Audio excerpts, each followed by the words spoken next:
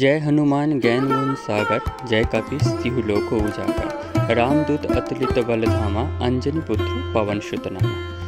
হনুমান চল্লিশা পুরোটা না জানা থাকলেও এই দুটি শ্লোক কিন্তু বেশিরভাগ মানুষেরই আমাদের জানা রয়েছে। সামান্য ভয় পেলে আমরা কিন্তু এই শ্লোকটি মনে মনে হলেও উচ্চারণ করে থাকি। এই কারণেই আজ আমরা চলে এসেছি পাকুড়িয়ার শালসার বালাজি হনুমান মন্দিরে। তো চলো আজ এই মন্দিরটি দেখা যাক এবং এই মন্দিরের কিছু ইতিহাসও জানা যাক।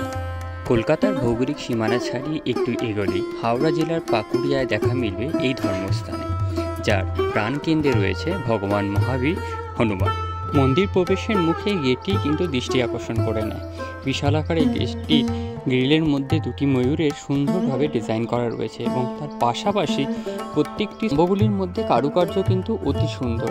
মূর্তিগুলো কিন্তু নিখুঁতভাবে কাজ করে লাগানো রয়েছে এবং দেখে এগুলো কিন্তু সত্যি রাজস্থানী একটা রাজকীয় ভাবের ফিল আলাদাভাবেই আসে। থামগুলির মধ্যে কিন্তু রাজস্থানী স্টাইলে যে কারুকার্যগুলো করা রয়েছে সেগুলো কিন্তু অভাবনীয়। এই মন্দিরটি প্রতিদিন সকাল 5:30 থেকে রাত্রির 8টা পর্যন্ত খোলা থাকে। বাইরে থেকে তোমাদেরকে মন্দিরটা দেখাচ্ছি। মন্দিরটা সুউচ্চ, অনেকগুলি সিঁড়ি পেরিয়ে তবে মন্দিরে প্রবেশ করতে হয়। মন্দিরের শুরুতেই সিঁড়িতে ওঠার পূর্বেই নর্তকী ও হাতির মূর্তি রয়েছে, যা মন্দিরকে একটি আলাদাই রূপ দিয়ে থাকে।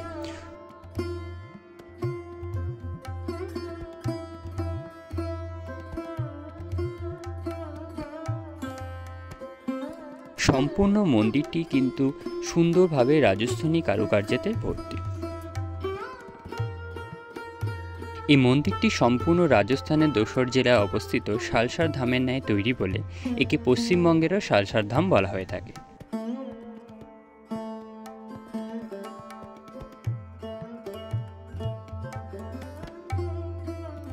হনুমানজির নামে উৎসর্গিত এই মন্দিরটি দেওয়ালে বালাজির নানা রূপের মূর্তি তুলে ধরা রয়েছে। এছাড়া মন্দিরের দেওয়ালে রয়েছে রামায়ণের নানা কাহিনী। একেবারে মূল মন্দিরের ভিতরে ছবি তোলা, ভিডিও তোলা সম্পূর্ণভাবে বারণ। বিরাট এলাকা জুড়ে তৈরি এই মন্দিরটি বালাজি হনুমানের মূর্তি সাধারণ হনুমান মূর্তির থেকে সম্পূর্ণ কিন্তু আলাদা। এখানে পূজ্য হনুমানের মুখ কালো, গোঁফ ও দাড়ি রয়েছে। হনুমানের সঙ্গেই রয়েছে এখানে রাম, লক্ষ্মণ, সীতা, রাধাকৃষ্ণ এবং গণেশ, যাদের পুজো ব্যবস্থাও কিন্তু এখানে রয়েছে।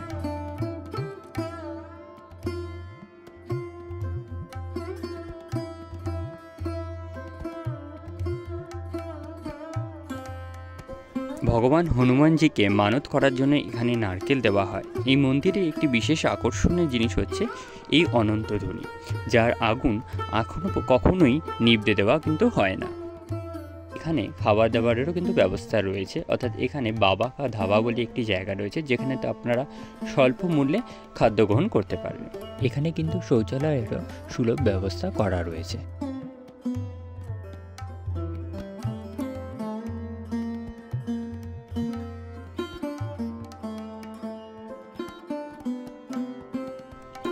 সন্ধ্যার পর এই মন্দির সেজে ওঠে বিশেষ আলোকসজ্জায়, যা দেখতে অভূতপূর্ব লাগে।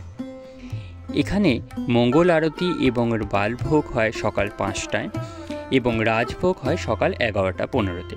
ঠিক একইভাবে সন্ধ্যা আরতি হয় সন্ধ্যে 6:15-য়, সন্ধ্যা ভোগ হয় সন্ধ্যে 7টায় এবং ভগবান বালাজির শয়ন আরতি হয় 9:15-য়।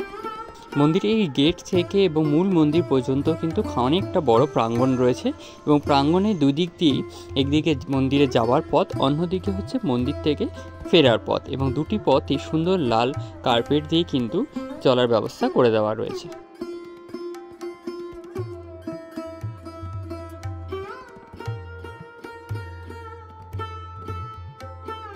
তো বন্ধুরা, আজকের মতন এই পর্যন্ত। দেখা হচ্ছে পরের ভিডিওতে।